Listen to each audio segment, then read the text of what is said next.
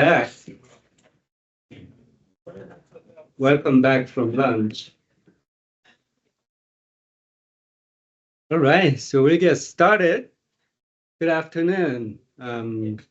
Hope you're enjoying the second day of the conference. It's been really great for me personally, just to socialize with you and listen to what you do at your agency and just brainstorm different ideas. It's been great. We have 2 sessions left, and this will be exciting because we'll have some customer presentations. So we have a chance to directly hear from you in terms of how you're using ProLink system.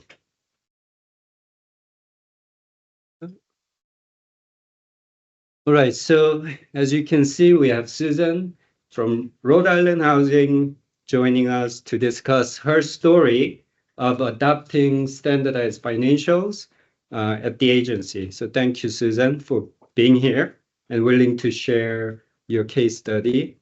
We also have product team, BK and Connor joining as well, and there'll be kind of second half of this session, and we'll talk a little bit about roadmap items for standardized financials. Okay, so session will be largely divided into 2 halves. So the first half, I'm going to kick it off with some background and overview of standardized financials, and then we'll pass on to Susan to hear her case study using standardized financials. She modified our out-of-the-box SmartDocs template to meet her analytical needs. And also she built UDFs to capture some of the metrics that are calculated in her Excel model. And finally, she is using some data views, both in ProLinkHFA and Procorum to support her reporting and tracking needs. In the second half of the session, that'll be the product presentation. So Connor will present some roadmap items for standardized financials, including automating inputs using AI and enhancing output capabilities using BI dashboard tool. And at the end of the session, we'll receive some feedback from you on the roadmap items. And also, if you have a story like Susan, in terms of how you're using standardized financials, we'd love to hear from you. So let's dive right in. Standardized financials was developed and released in 2019 and early 2020, like right at the beginning of COVID. There were many customers. At that time, we are involved in supporting early adoption of standardized financials at that time. So I remember working with Kimber, the other Kimber in Oregon. I remember working with Marty Hernandez in Idaho. We also helped Florida with SR1 template, which is the funding application template in the state of Florida.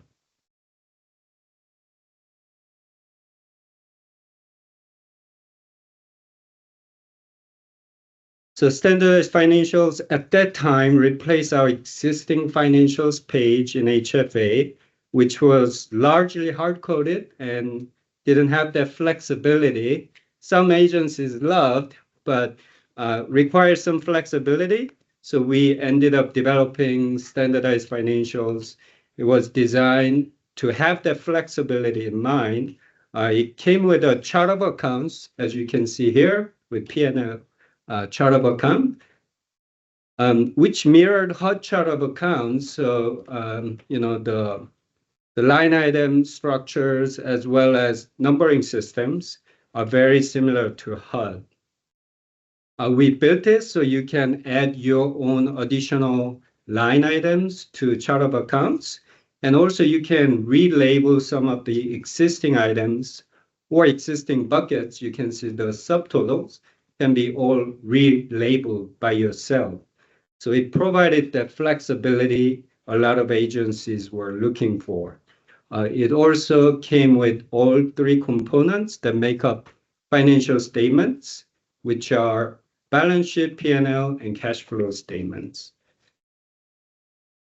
And we also rolled out this out-of-the-box Smart Docs template that works with the back office software, ProLinkHFA.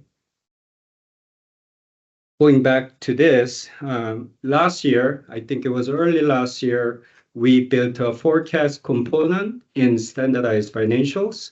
So as you can see in the yellow column on the left side, now you can store forecast operating financials data from your initial or closing pro forma stored in standardized financials, and you can use that as your benchmark against your actuals as you're collecting financials throughout your asset management period.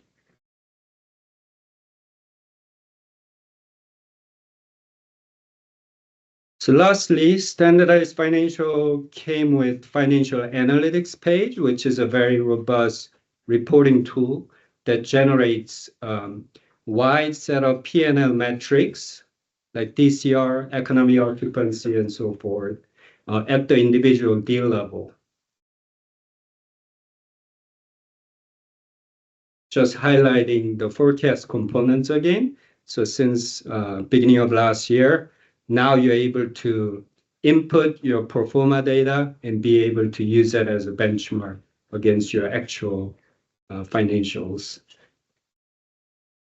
One thing to note is the financials analytics page is at the deal level, not portfolio level. So one limitation we have as far as dashboard capability in ProLinkHFA, we do have this executive overview page, but this is generally showing the breakdown of your portfolio, doesn't have really the performance metrics built in. So that's something Connor will be covering at the second half of the session. Okay, so we're gonna move on to Susan's case study. Susan's gonna start with covering the Excel template and how she modified our Smart Docs template, and then kind of go from there. Let's swap our computers.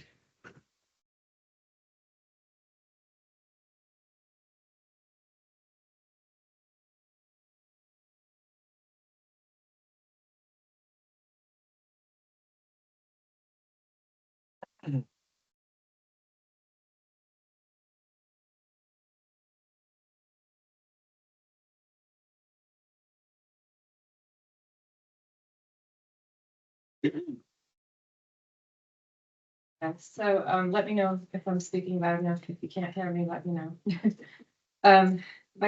My team handles all of the financial compliance required in loan agreements that loan developers sign with us. They take out loans to these developments. When ProLink came along, this was the first time that we actually had an opportunity to use an asset management system. Previously, we were mostly just using Excel spreadsheets. They offered the standardized financials template. And so basically I took the template and added on some tabs that helped to continue to calculate the same metrics that we had been using in the past.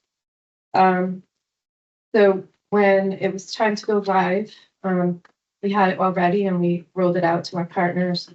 It initially did take a little bit of time for them to adopt it, but it is a requirement, and we sent out bulletins about that, and they did agree. So they have been submitting. So the first tab that they fill out is just the submission tab, and that really just tells us the name of the development, the type of submission, whether it's quarterly, audit, or a budget, and then the loan number, the fiscal year end, like whether it's a 12/31 or November 30th or whatever it is. The fiscal year related to the submission. If it's a quarterly submission, they'll put which quarter it is. And I have drop downs in here that they just paired. Some of them submit on a other than 12/31 fiscal year end, so they'll just tell us whether they have submitted this based on the calendar year or based on the fiscal year, because we do give them the option on the quarterly ones to do that. They also fill out their name and their contact information here in case we have any questions. And then, so down at the bottom here, it tells them if they're submitting for a budget, we just need them to fill out the profit and loss tab. If they're submitting for a quarterly, they fill out the profit and loss, and we call it the HF 150 tab. And then annual audited financials require them to fill out the balance sheet and profit and loss statement. So what I'm going to do is go over the process of how they would submit like a quarterly financials package. So for the quarterly, they're required to fill out the profit and loss and the HF 150 tab. So they skip past, they can see these blue tabs at the bottom. They can't see the yellow ones, but I unhid them. So normally those are hidden. And when my staff opens this up, they unhide those other ones that allow us to do some calculation. So there's nothing on the balance sheet, but so they filled out all this data in the profit and loss statement. And then they also filled out this sheet, the HF 150. So basically this sheet is what we were using previously, but we just added it into our template so that we'll continue to collect the same data that we always had then. So basically it goes through, like they have to tell us about occupancy, aging of accounts receivable, whether any tenants are in repayment plans for rent, number of units, whether they're current, accounts payable, aging, and cash at the end of the fiscal quarter. It also shows the receipts and disbursements. Another piece of the quarterly submission is documentation that goes along with the template. So that's all listed here at the bottom. So all of those other documents that we require quarterly have to be uploaded, as well as this template, into Perform the Work Center.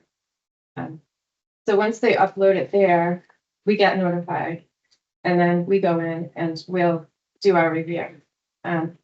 So when the staff starts the review, they open up, like I said, these yellow tabs. And then the first one here is for Rhode Island housing use annual ratios. So basically, there's formulas in all the blue cells, and my staff would be filling in any of the gray cells. But for a quarterly, we don't necessarily require them to fill out all the cells in here. We're really just filling in the principal and interest year to date, which is this one right here, which helps to calculate the debt coverage ratio. And then they also have to go over to the receipts and disbursements and other tab, which is just, they would only fill out at the top the amount of deposits to the replacement reserve year to date on that one. And then that there's a formula here, which is pulling that number into this calculation. So we have formulas here in the debt coverage ratio calculation that are linked over to the profit and loss statement that calculate net profit or loss before depreciation. And then we're subtracting out financial expenses, interest, deducting the reserve deposits, and then we're getting the NOI right here from year to date. And then when it divides by the principal and interest, it is giving us the debt coverage ratio at the bottom. So the DCR and the NOI are mapped over to ProLink. So later on, we're going to do I won't, but they do a send, and that data will go right into ProLink. My staff does that. And the other thing that we fill out on this page is the number of units at the development. So that will help us calculate the cost per unit for the development right now. That's another field that is mapped over to ProLink.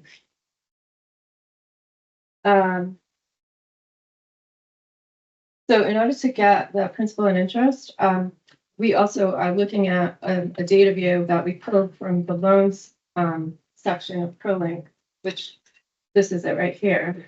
I removed the column that has the development names on it, but so basically you filter by the name of the development, and then you go over and you can see the annual principal and interest, or you can just take the monthly. So if it's like the June 30th submission, you just take that number times 6, and that's what we plug in to the template to calculate the debt coverage ratio.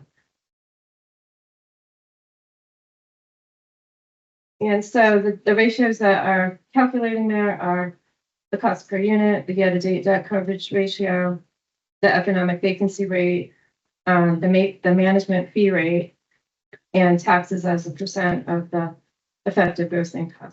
So the vacancy rate is also mapped. So basically, it's taking the vacancy cost right off the profit and loss statement, dividing it by the gross potential rent, and giving us that result.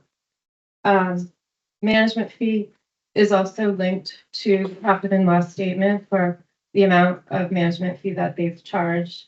And then it's dividing by the effective gross income to give us the rate paid.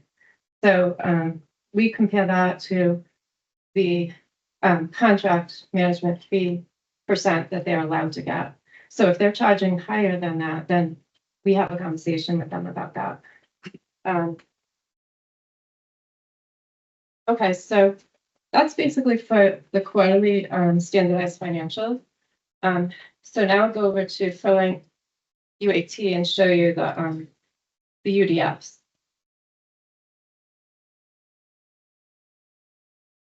So most of metrics are calculated in ProLink, but Susan is actually calculating a little differently in Excel and sending through SmartDocs and store in UDFs in ProLink. So she'll be showing you the UDFs. Oh yeah, okay. So all the data that was on that HF 150 form is also a UDF in this other screen, which we created. So we created additional tabs in the edit financials section. One of them is this additional quarterly financial information. So it's showing all of the information that we have in that HF 150 form for accounts payable, accounts receivable, cash, rent delinquency, and vacancy and occupancy. So all of that data filters here. And then even though this one says additional audited financials info, this is where we collect the debt coverage ratio quarterly as well. This isn't the same exact deal, but that one says 1.41 for the debt coverage ratio. But all that data, like I said, is mapped over to these fields so that we can collect all of that. While I'm on the screen, I'm just going to show you some other fields that we have here so that it also helps with our annual calculations. So if there's a payment due to Rhode Island Housing from surplus cash, we're going to start, well, we just started using these UDFs to capture the allocations of the split up of the surplus cash. So if the owner has a loan agreement that says that they're supposed to get 50% of it, and we get 50% towards a loan, like it's a cash flow loan, then we can document that well here so that we don't have to have a separate spreadsheet for tracking all of that. So we put in at the bottom here distribution payable to, whether it's their targeted note or operating reserve deficit or whatever it might be, we put all of that in there. And then we also put in the partner share of the distribution at the bottom. So we have all different kinds of potential places where the surplus cash has to go. So we put in a bunch of fields for that. We also put in the date that the audit was sent to HUD so that we can track that in there as well, because that's something that we always track. And then once those payments are received that are due to Rhode Island Housing, then we'll enter the amounts and the dates received into this section right here. So doing it this way will allow us to do a data view as well with all the data that's in this tab. So if we want to look at the whole portfolio at once, as to which ones still haven't made their payment towards the junior cash flow debt, we can do a data view. Susan, before we go into data views, do you guys have any questions at this point? Any thoughts you want to share? Let's keep going. Okay. I just wanted to show one more thing on the standardized financials template that I forgot. So we also have, for the annual review, we have the HUD surplus cash computation here that is also pulling in from the balance sheet all of the numbers that we need in order to do the calculation of surplus cash. Sometimes we have to tweak it a little bit depending on if maybe they might have some unallowable operating or something that's really an entity expense or that kind of thing that they included in like a payable. But for the most part, it calculates correctly. My staff just does a second look at the whole thing to make sure it's right. Because we send this out when we send out our approval letter to the owner. Okay, so once we do the send from the standardized financials, it goes into ProLink, like I mentioned. Oh, okay, and then we go into Proform. So when we go into Proform for the quarterly, we are looking in our quarterly folder interim operating statements to make sure that they sent all of the documentation that's required.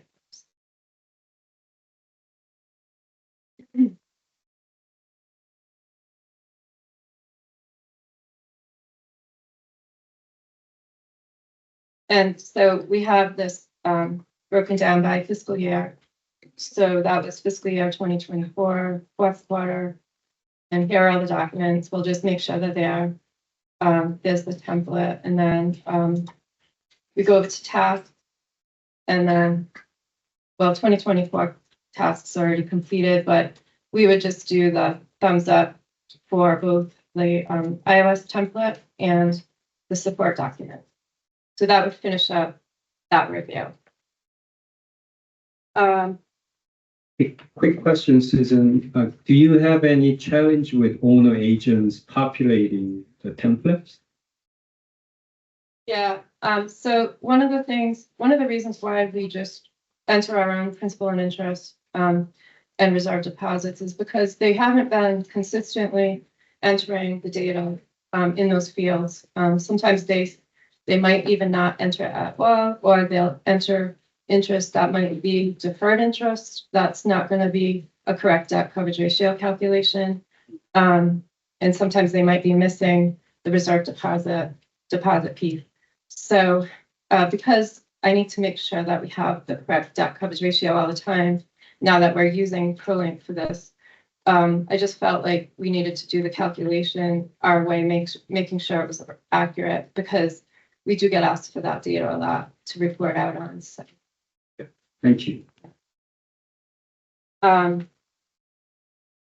Okay, so now data views. I'm going to just show you a few examples.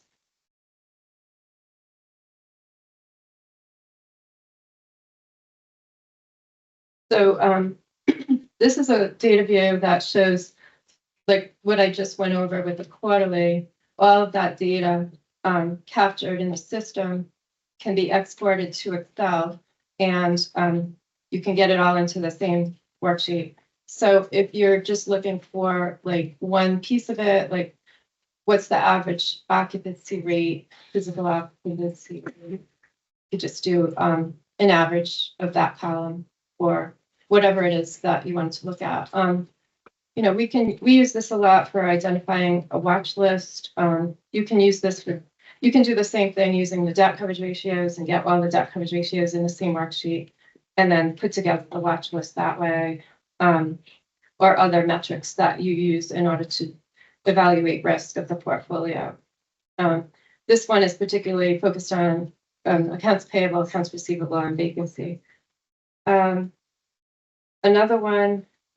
thing we can do is combine data views. We don't currently use the combined data view function in ProLink, but what I do now is I might export 2 different data views and pull the data into one workbook using the HFA number as the connector of the data.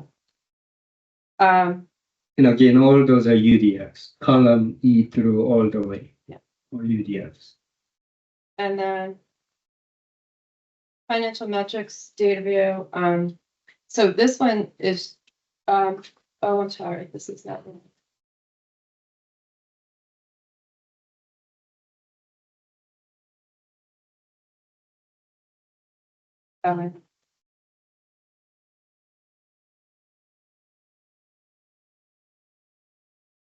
Okay, so this is the data view that shows which quarterly financials have been received or not received.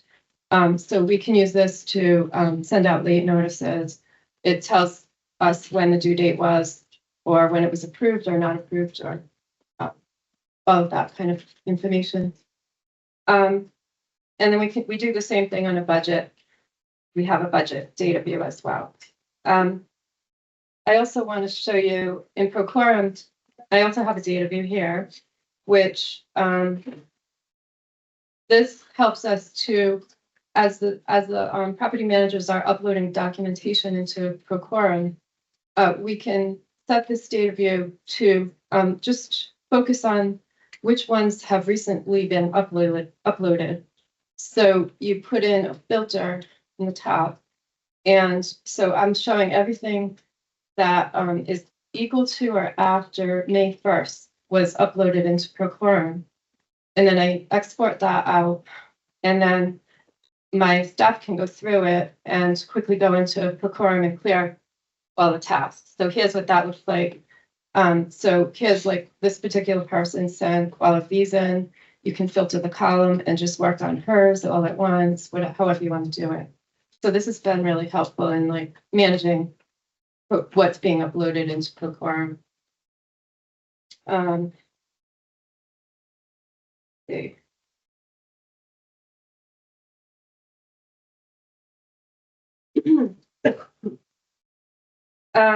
So this isn't really about data views, but we also save audit reviews and analysis that we do throughout the year into internal work centers. So these are work centers that are not visible to our partners.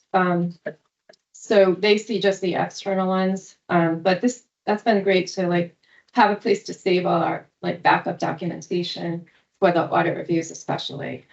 And then in Procorum, like for approvals of audited financials, we upload the approval letter into that work center so that the owner and the manager will get notified once that approval is in.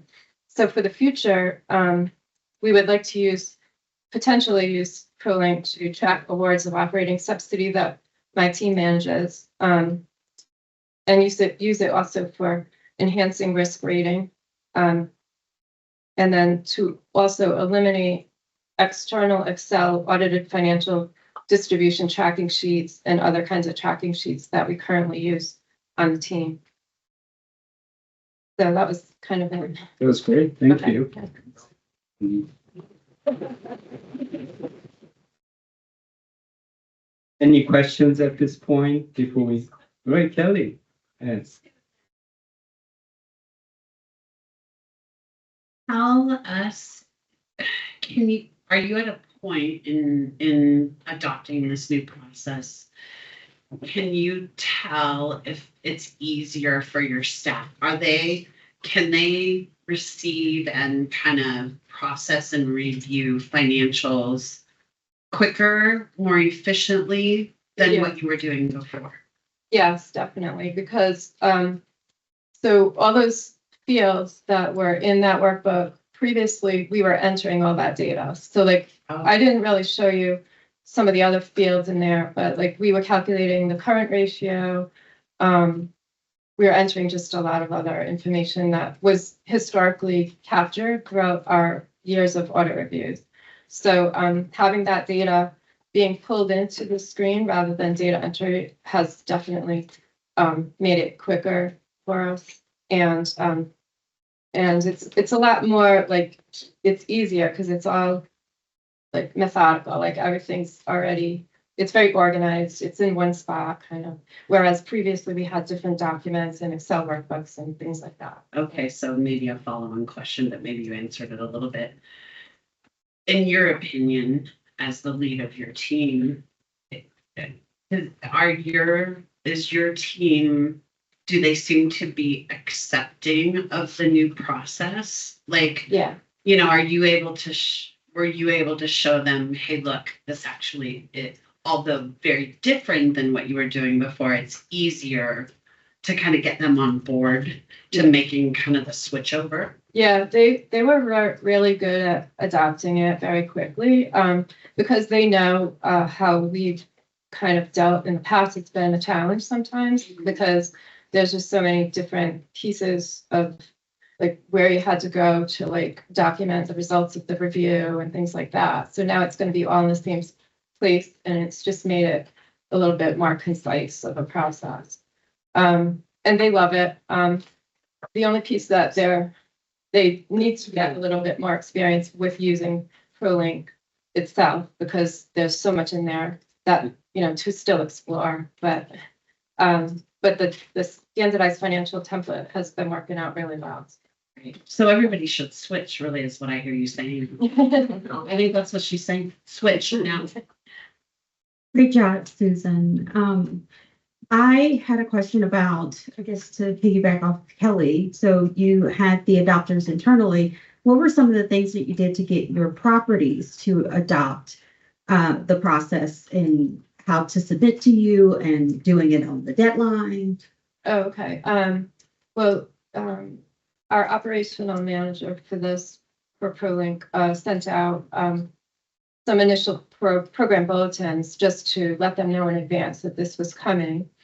And then probably like within about 3 or 4 months, we had a training session online, which they had to attend in order to learn how to use the system. So both Lenore and I both did separate trainings that were recorded, and we put them up on our website so that if any of the external staff didn't attend, that they could just still understand it. And then we gave them the date that it was going to go live.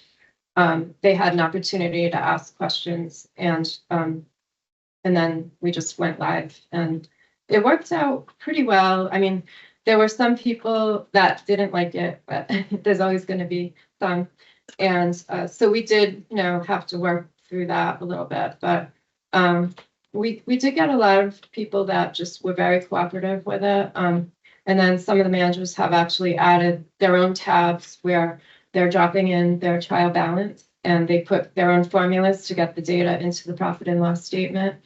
The only problem sometimes we have with that is that when they're using the trial balance and we're doing an audit review, sometimes the numbers aren't matching that. So we do have to go in and adjust some of those numbers if it's not, because we need the debt coverage to be based off the audit. So the other thing, sometimes when they do that, they also overwrite some of our formulas that are in there. So that's the other thing, we just have to watch out for those little things. Yeah, I was going to ask about it being locked down, and you mentioned, you know, there are certain areas that had the formulas. Is it locked when they are doing it, or can they edit? Well, they can. I mean, no, I have it locked. Like, it is protected, but I do give them an opportunity. I do give them the password so that they can open it up if they need to add additional lines, so that we don't have to do that all the time. So, but for the most part, like, they're just complying with like the fields. They use the fields that are available. Awesome, thank you. Yeah. I was just gonna say, I think Florida was one of the first ones to use this, the smart doc to put in the financials. And I was very involved in the creation of that, but we locked all of our fields down except for the ones that they needed to fill in. Yeah, that's what Nobody can get into those calculations or whatever, except 3 people. Oh. Any other questions? So that's a good segue into AI discussion, because we're going to talk about input automation. Okay. Time is up. Thank you, Susan.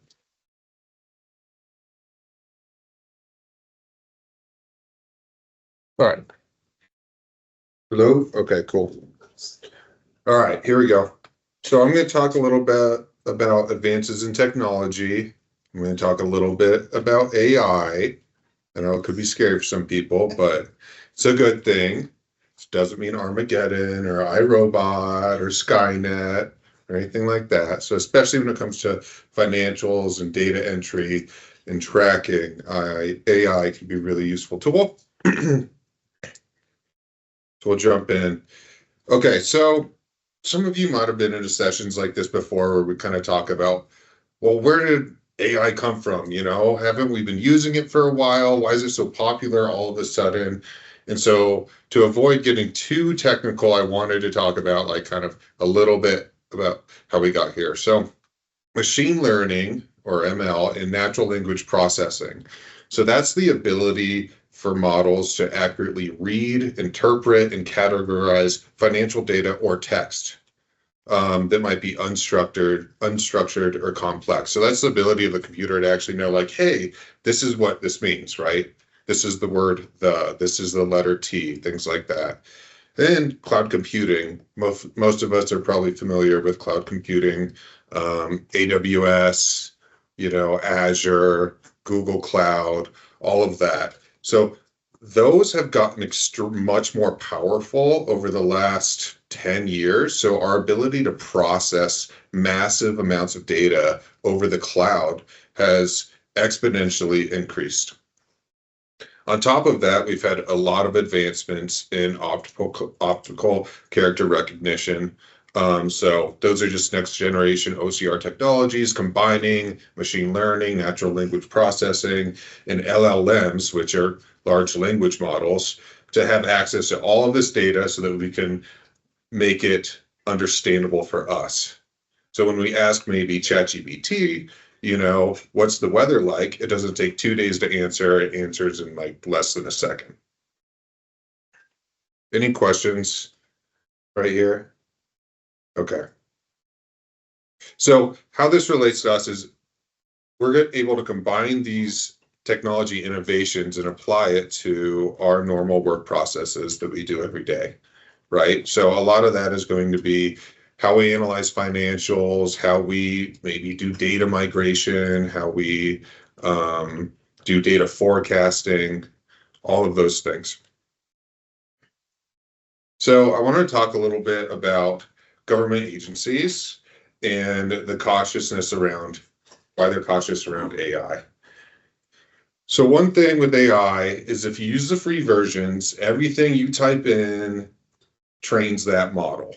Okay, it's the user input feedback loop. So what you want to do, what we're doing, is we want to make sure that data is not being used to train the AI models, that we have our own image of the AI model if we choose to use one that's completely private and your data is completely and totally encrypted. That's why we use Amazon Bedrock, which is a private gateway. And I'll talk a little bit more about this on the next slide. But you have some of the more common models that people use, like ChatGPT, which I think we've all heard of. That's done by OpenAI. We have Claude, which is done by Anthropic, which is my personal favorite. We have Google Gemini, which is kind of lagging, but I think is eventually going to be one of the most used models. And then the Meta Llama, which is like Facebook, another Meta. So those are common models you might be familiar with. And if you're not, they're all similar chatbots, kind of like ChatGPT. Now, how we use Amazon Bedrock is we actually have access to these models, but you see it's in the middle there, so it'd be between the customer and the actual foundational model that's encrypting all of your data and keeping it private. Oh, any questions here, like about AI in general or models? Okay. So I'm going to read a little bit off the slide here, but Amazon Bedrock helps you safely and easily use powerful AI tools. You don't have to worry about your financial information being exposed or managing complex technical systems. What makes it secure? Your data stays private, right? The AI tools do not learn from or store your financial documents. It's enterprise level data security. It's as safe as using any government website, any internal website that you may use, ProLinkHFA, it's all this, it's top level security. All information is encrypted both when it is being sent and when it's stored. Amazon uses trusted security systems to protect your data and strict access controls. We could also provide a lot more information about, the different encryption that's used in Amazon Bedrock, but a lot of data is stored in apps are built in AWS, and it uses that key management system. Only approved users can access your documents, so that's, one login, single sign-on, etc. The same thing as like your user email and your password, and then everything stays within a secure private network. That's why we're accessing these models, but it's like our own image, our own snapshot of the model, right? The other thing I really like about Amazon Bedrock, I'm going to switch to demos in a second, is that we can switch models really easily. So in this last year, for instance, the demo I'm about to show is built on an older model, but in this last year, we've had many releases. We've had a lot of innovation in our processing power and in the it's AI race, right? So better models are coming out all the time. What Amazon Bedrock's allows us to do is switch the model. So we can create a new private image of any model that's on the Amazon Bedrock list, right? So we'll always have access to the latest and greatest technology in AI. Right there, that's huge right there for us, because we can, if there's an update or maybe some more advanced financial forecasting we want to do, like we're talking about dashboards and financial reporting, we'll be able to switch to that model if we need to, kick up, I don't know, the gears a little bit. All right, so let's jump into some demos. First thing I'm going to demo here is a little proof of concept. This uses AI. And so it's in a Procorum. It'd be a Procorum app for tool for extracting data. All right, and it'll be compatible. Right now, we're just going to go over a trial balance, but the sky's the limit. It can be compatible with not just financial documents, but other types of documents as well, and getting that data into ProLinkHFA.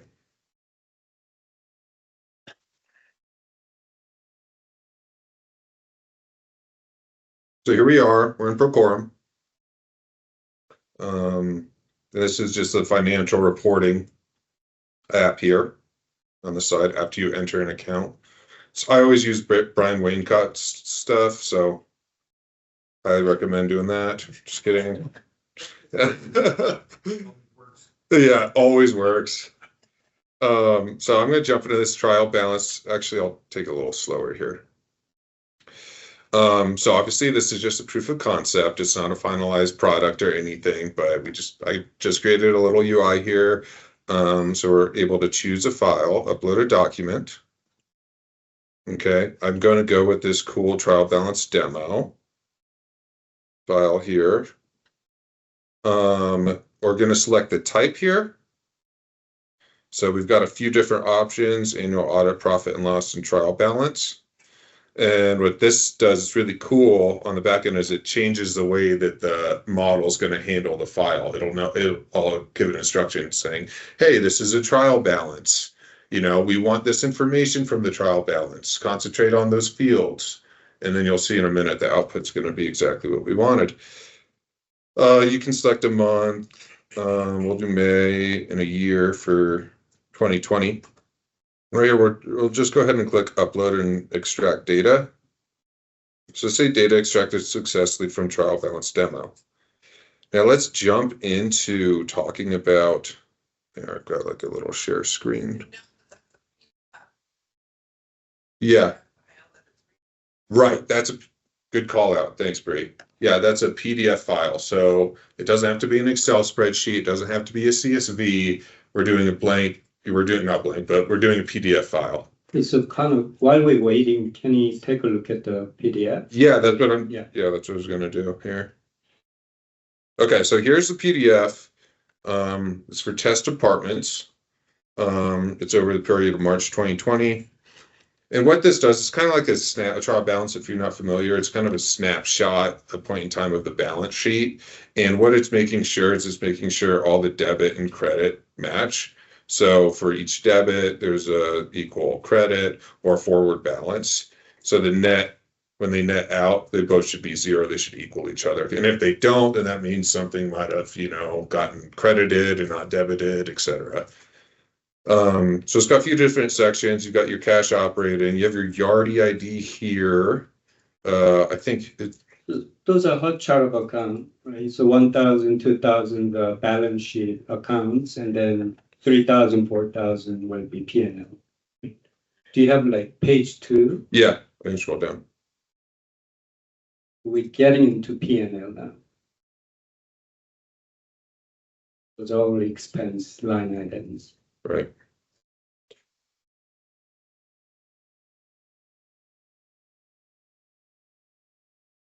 Okay, so down here, you'll see that on the debit side and the credit side, they're both equal and they net out to zero, ending balance. So right now I decided to pull, hey, I just want to see the ID, I'll scroll up here, the ID, the line item name, and the ending balance. Let's pretend that's all I care about, okay? We'll jump back here and we'll see that trial balance demo has been added to this list. Access denied. It's asking me to re-sign in, I think.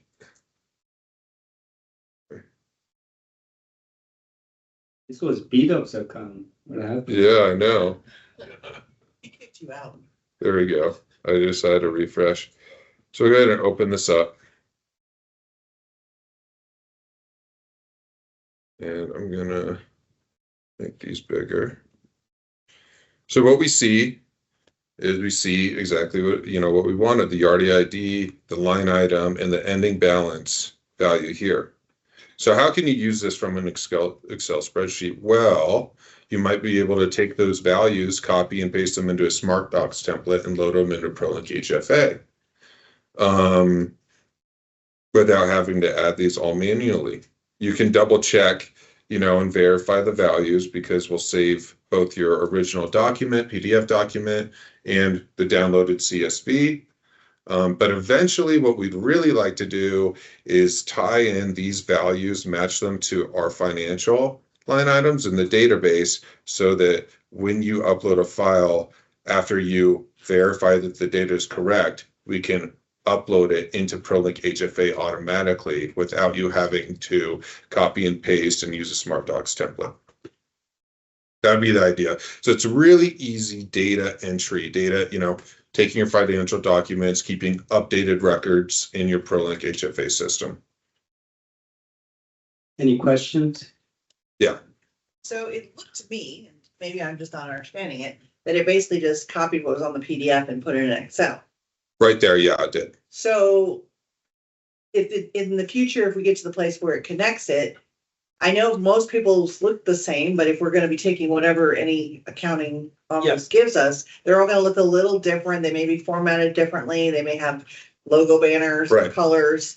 So is the idea that AI would ignore all that and just still find the right answers? Yeah, pretty much. Well, you'd also, if we need to tune the model, so since we have an image of the model, we can tune it to say, hey, when you have this format of an annual audit, this is where you should look for XYZ values that we care about.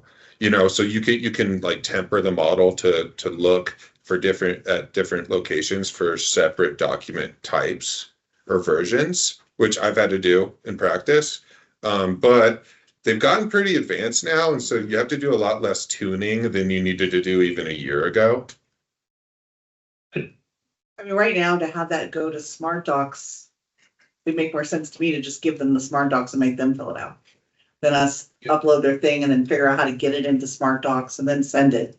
But I'm assuming the goal is to get to where it reads it and sends it on its own. Right.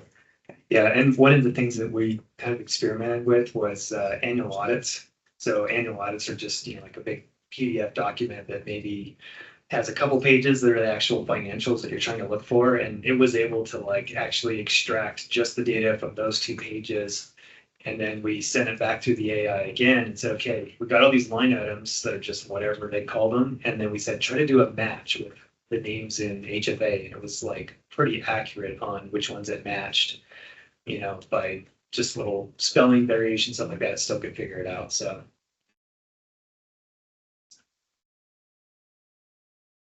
So Connor, when you do the tuning that you're speaking about.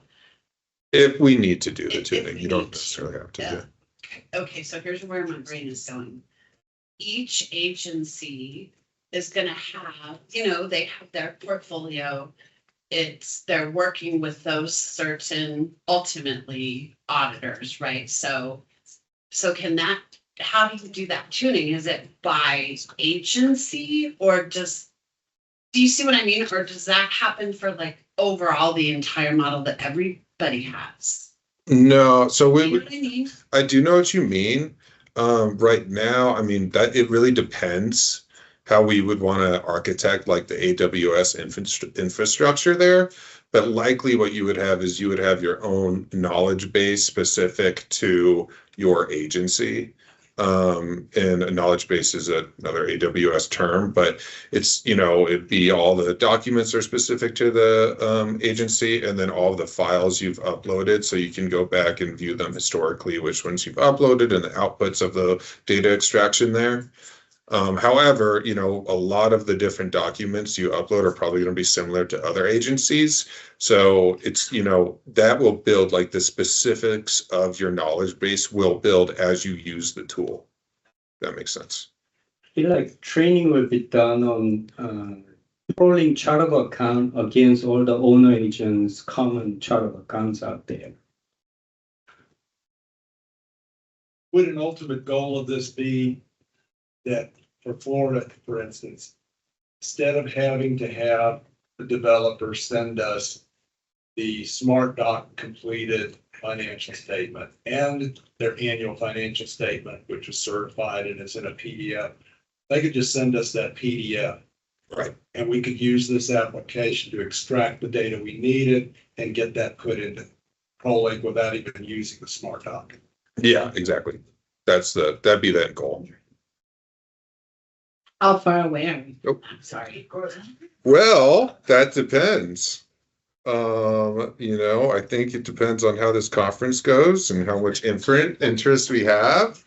Right now, this is just a proof of concept here. I think you're in. I just wanted to ask. Oh, sorry, go ahead. One of the line items was like refrigeration and something as, like, that's not like a typical type of line item in the audit. And Okay. sometimes we get submissions where they don't include the HUD chart of accounts on the profit and loss statement. So like, would it automatically know, like, to categorize that in the right section of the Right. financials? Yeah. So the only instruction I gave to this was to, and let me pull up that PDF again.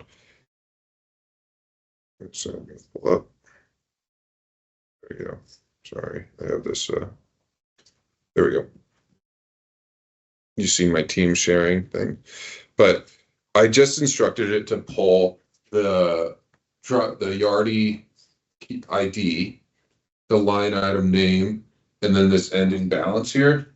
So you can instruct it to pull any other type of like specific data or non-specific as you want, and you can pull key sections. So for annual audits, that wouldn't necessarily be handled the same way as the trial balance. But yeah, so to answer your question, yes, you can direct it to pull whatever you want. And I would love to build kind of a chat bot integrated into this financial reporting application so that you can kind of query about the data if you want, or, get the real report you're looking for to upload into ProLinkHFA. I just wanted to ask if there are any errors in the file. Is it 100% accurate? And if you were in the same PDF 1,000 times, would it get everything 100%? So on this model, yes, but previously as I was building it, it's funny because models were coming out like the next couple of weeks, so you'd have to change, but now they're pretty advanced. So with manual data entry and with AI, You do have to, check that the values are correct. However, you can also say that, this is going to be 100% correct, like 99.999% of the time. You know what I mean? Like pretty good numbers. But yeah, so I mean, building it out, I got to the point where, as you prompt the model or query the model based on the context, which would be the financial document, which is how we would build for all of these, is you get to a point where it's 100% coming back. I think one thing too that we'd have to envision this whole product, but there's always going to have to be some user approval interaction, right? So we probably like do the extraction and then try to compare it with the line items in HFA. And then we'd give you a screen and say, here's everything we extracted and here's where we thought it should go. And then you'd still have to say, yep, that looks good. As a final approval, just, because there's could always be something that's off, or in those weird things where you have just a utilities line and someone is giving you a breakdown and it needs to go into one. Maybe we can like train the model to figure out those types of scenarios, but there'd probably still be some kind of interaction.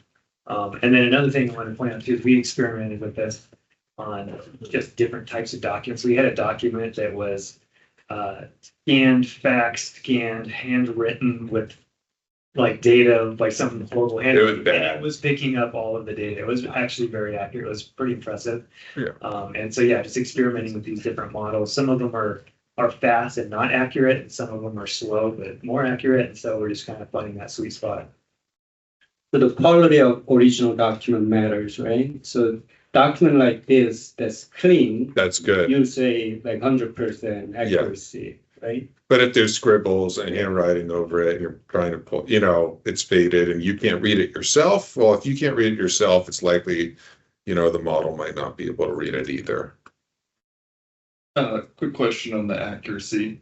If the alternative to this would be like manually entering these values, which would have its own error rate sort of associated with it. Right. Do you think it's at a point where the error rate of AI would be less than the error rate of manual entry? Yes, definitely. I think that AI would be much more accurate. If you're a human doing a couple hundred in a row, but the 50th one, you might be getting a little tired. Yeah. The AI never gets tired. Right. But I mean, one of the key points here is like, we all heard a lot about AI recently, and it's that we're doing it safely. We're doing it with your data completely encrypted. If we decided to move forward with this project, top level enterprise security and privacy. That's kind of like the main driver here, Okay, any other questions on this? Do you have any concerns using AI or financials data? You do. IT department is so afraid of AI, so afraid of AI.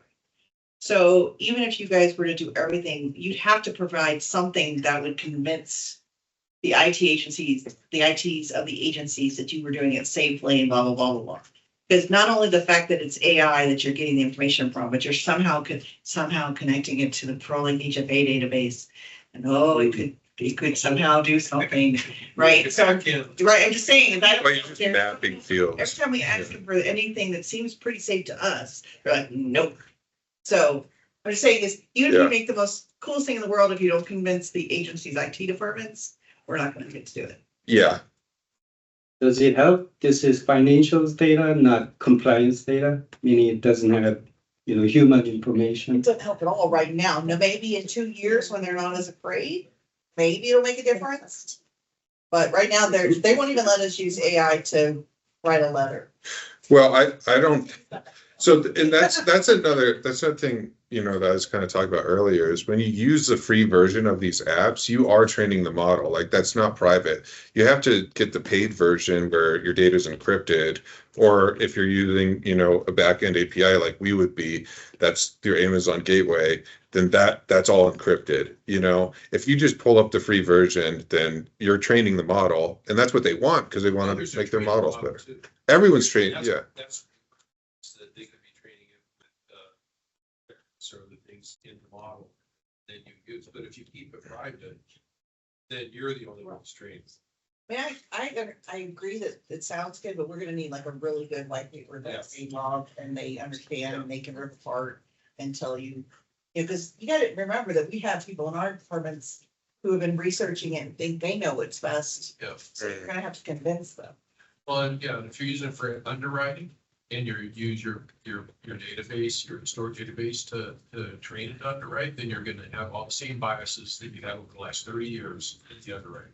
So, which is an issue. Right. It could be. So that's, but just for financial reporting, where you're pulling the data just to be able to get it into a database, there's no underwriting, there's no decision. It's just basically OCR. You're looking to make sure you understand this is a number, that kind of stuff. That's where we're at with this right now. So it's not. I mean, I agree. I'm just saying is we are at the point right now where our IT doesn't even want us to use it to figure out how to write a performance review a better way, right? So you would have to convince them before we could move forward. I just hate for you to get this great thing and to not convince Yeah. the agencies, IT departments, Yeah. because then we can't, even if it's great, we won't really use it. Yeah, We will make sure that's part of the priority. yeah, that needs to be part of the priority. Smart box to be able to make up, because that's the right way. The other way to do it is with smart box. Right. Right now. So, Well, it's just a lot of this AI, implementations. I mean, it'll all be common practice in the next 3 to 5 years anyway. So it's not a matter of if, it's a matter of when. Right? cloud. Yeah. I know. It's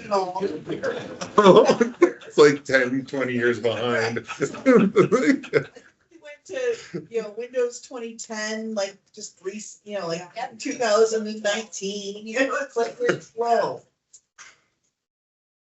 Well, hopefully we can move a little faster this time around.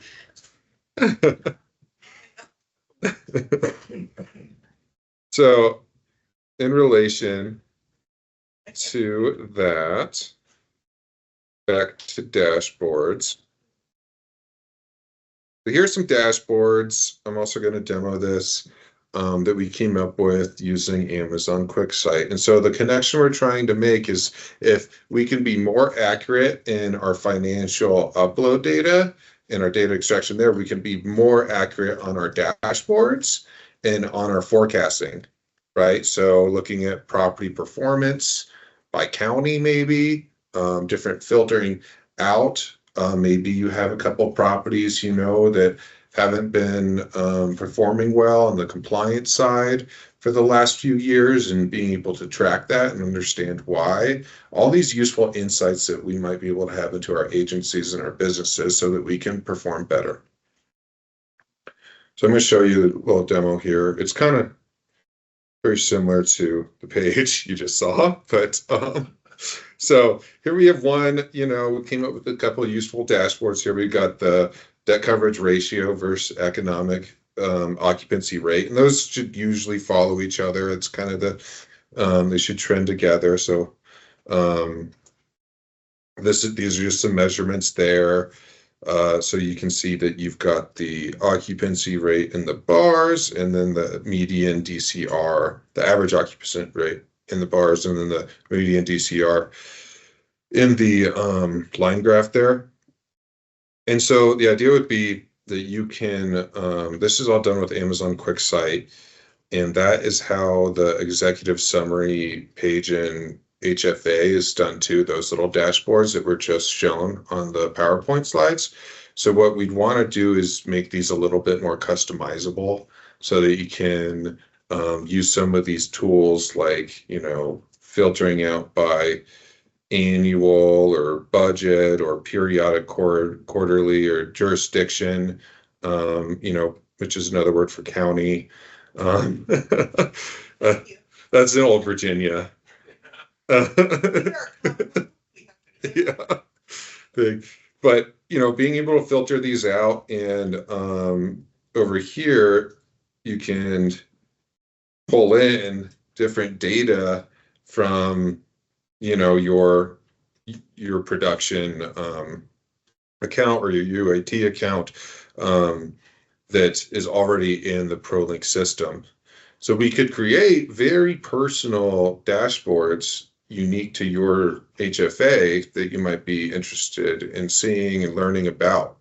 And yeah, that's kind of the goal, right? So getting accurate, updated data into the system and then using that system or using that data to create these insightful dashboards and making them customizable towards your agency. So that's QuickSight. So are you saying you would embed QuickSight into it or access to it from HFA? So parts of QuickSight, not the whole thing, but Okay. you know, being able to, I just added some filters up here, but maybe, you know, being able to filter out if you want to do by county or what data you want coming into the dashboard, different parameters you might want to add. So those are, you can add all of those as filters or parameters into these little dashboards here. And so what we would do is have those options for you. Well, the reason I'm asking is we're currently doing enterprise data management. And so they're building dashboard functionality that connects to the backup that we get every night. Okay. So that is going to have all these different options and things. And I'm just, you know, it all depends, but it's like if they have that and they're able to use it for all of our departments and divisions, as opposed to something that's really just stuck in HFA, if it was an added cost, it would make sense for us because we have the other one. Right. But I mean, I like the but it seems to me it would be a learning curve to figure out how to use it in order to build the right. Maybe a little bit. Yeah. Yeah. I think what we'll do is we'd have like some, you know, standard, and then you would just have like parameters you can select and filters you can select. And then if you wanted a custom one, then you'd maybe just do a CR or ask us to create one for you. It's already, Yeah. QuickSight's already in there, so it's just a matter of going in. It'd be an enhancement to the current QuickSight. Yeah, we don't need to. Yeah. But that's, I don't think Right. anybody does yet, but we're trying to make it. Right. relevant. It was because we couldn't make it. Our data, because so much of it is custom drop downs and everything, it would not present the picture we want because you were trying to make it standardized and we needed a different picture. So it was like, Oh, instead of making it standardized, this makes sense because everybody kind of looks at DCR and that kind of thing similarly. But when it was, you know, production reporting, it didn't make sense. so you wanted like, instead of using a pie graph, you wanted like a line chart or a bar graph? Is that what you're saying? Production report. Dispersed and we don't count those and. Oh, I see. You know, when I tried to look at it, I couldn't get it to present a picture. Right. That you would need. Okay, yeah. So that's exactly the type of problem we're trying to solve here. Mm-hmm. And get people to use that page a little more. Is it just based on the analytics side of it, or can you include like UDFs that you built that I would build using the financial stuff? the UDF will be difficult because dashboard wouldn't understand what the data that's represented is UDFs. Field. It'd be a custom, you could do a custom one. But you have to. That's some like form you of have- it. Oh, okay. Yeah, I drew a blank on that one. Thanks for the help there. All right, any other questions here on the dashboards? Okay, well, that's our last slide.